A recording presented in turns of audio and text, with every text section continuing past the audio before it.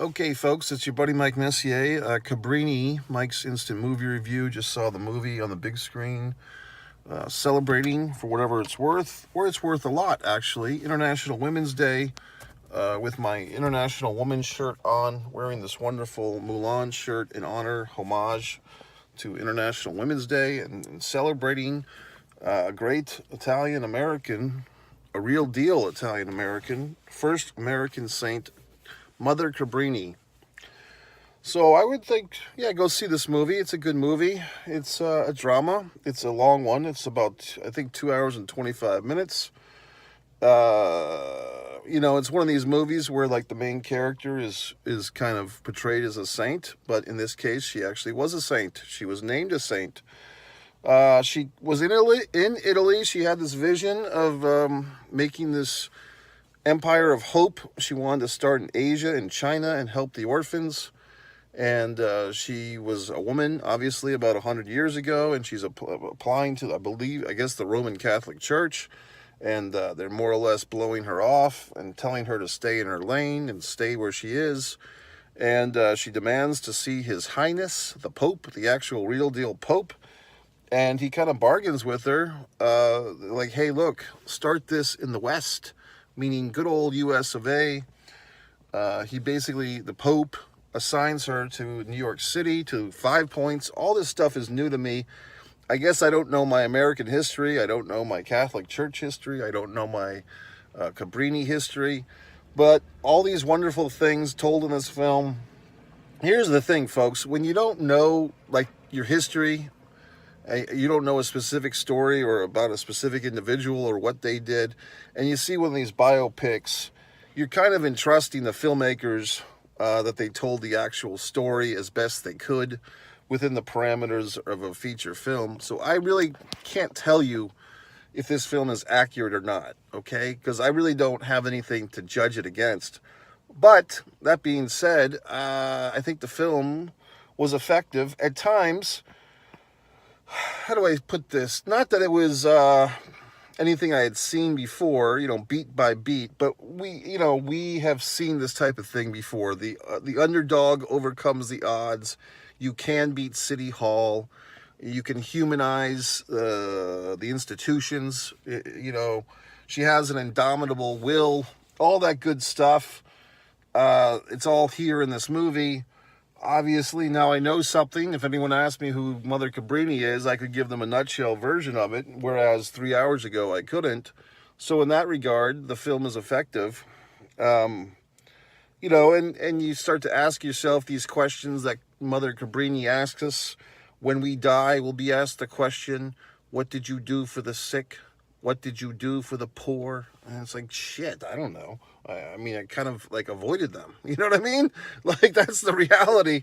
Like, if I'm driving up in my vehicle and some person, assumingly homeless or whatnot, or poor, or maybe just pretending to be because you don't know, but if they're standing outside with a little sign, my fear is if I roll down the window, they're going to punch me or shoot me. You know what I mean? Because what the fuck? I'm in a seated position. I have no defense.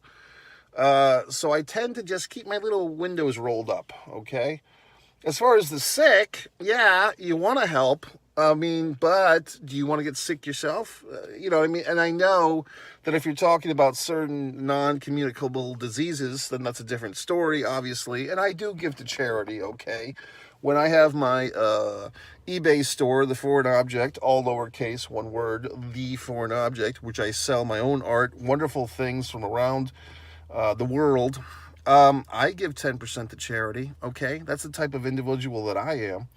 So, I do whatever the fuck I can. But did I do Cabrini's type of stuff? No. But this is the type of movie that's good, that it's made every once in a while. It kind of, gives you a little bit of hope for humanity. There's other thoughts that come to... Look, there's nothing wrong with the movie. The movie is fine. You're not going to have romance. It's about a nun. You're not going to have comedy or whatever the fuck. It's not Johnny Knoxville. It's a nun story. So it is what it is. Okay. But the soaring music, and it is... this is becoming like a ritual here of Angel Studios. First with last summer's surprise hit, The Sound of Freedom. Was it Sound of Freedom or The Sound of Freedom? I think it's just Sound of Freedom. And Angel Studios, and they had like kind of a sci-fi movie a few months ago that I reviewed, and here they are again on their own, doing this movie. And then once again at the end of the movie they say, hey, pass on the buck, buy a ticket for your fellow man, here's a fucking code or whatever the fuck. So all these wonderful things. I enjoyed the movie. It is a sweeping story. I don't know what the budget was. I don't know if because it looks like a very high-end production. Okay, I mean it feels like a real big-time movie with actual footage of all these wonderful places. And if you're making things look like 100 years ago, the slums of 5 Points. See, I didn't even really know what the fuck 5 Points was. I've heard of 5 Points in Atlanta, but not in New York City. And and she did have a friend, and this journalist guy Calloway, who like wrote, and there was some men that did some nice things for this lady, the male journalist and so forth. I mean, there's so many things going on in this movie. She's a woman in a man's time, in a man's world. She's working through the institutions of the church and the New York City government. Okay, so these are difficult things for anybody.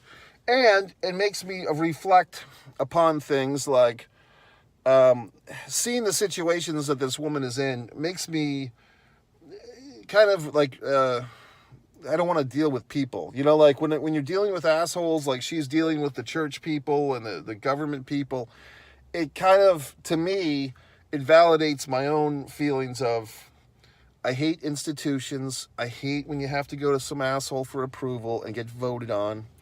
Yes, we need institutions. Yes, we need these things. We need governments. We need agencies. I get it.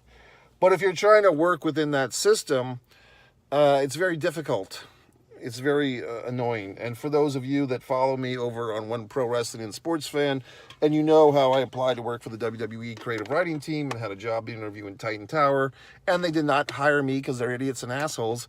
Now that we know what we know about what's going on in that goddamn company, I can say, well, I'm glad for their sake that I wasn't hired, because I would have blown the roof off that place. I would have been the whistleblower to save all these people from this Vince McMahon shitting on women. Okay? I would have been the one to call the authorities had I been there and known about this information. Now, all the parasites and all the bootlickers in that company did nothing because they have low integrity. Okay? But I would have.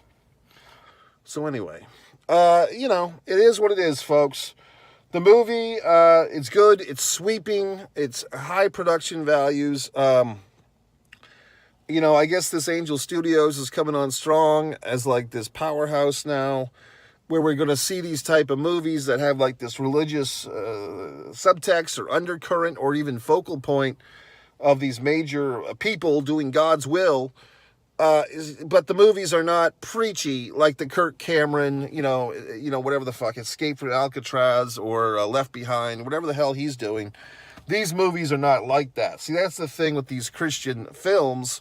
They typically play to the, preaching to the choir, okay? And this film adds, I